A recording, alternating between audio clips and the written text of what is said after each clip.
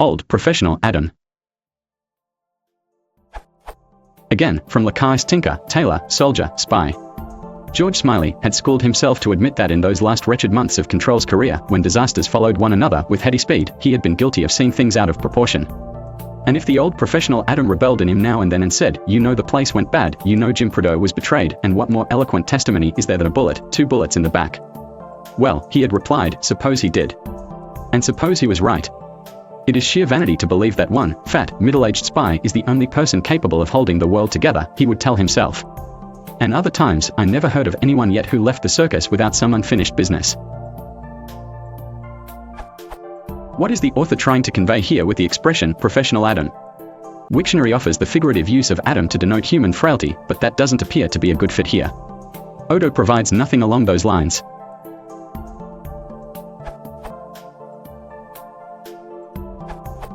Congratulations on spotting the right reference in Wiktionary. The old Adam is, Merriam-Webster tells us, unregenerate human nature, quoting the Book of Common Prayer, grant that the old Adam in this child may be so buried. It's the ineluctable tendency of fallen humanity to revert to its original sin. And in Smiley's world, from novel to novel to novel, the cardinal sin, the trap which the professional spy must be most wary of falling into, is pridefully believing that he and his agency are knowledgeable and competent. So Smiley must school himself not only to confess his past failure but also to suppress his hybristic assumption that he now understands what happened and is therefore capable of rectifying the situation. But this is straying off charter, into literary criticism.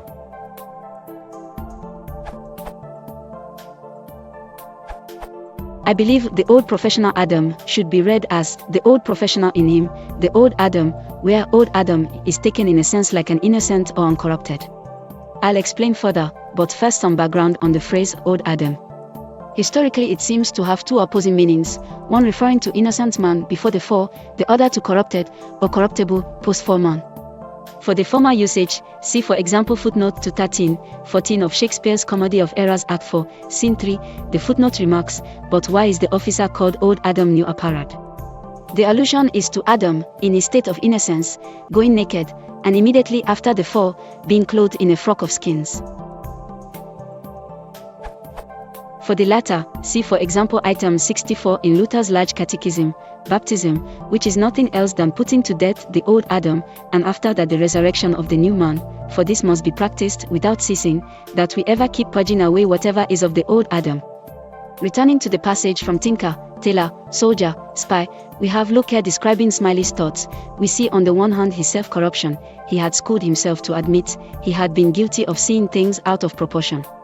On the other hand we have the old professional, the old uncorrupted Adam, seeing things as they are, you know the place went bad, you know Jim Prideaux was betrayed.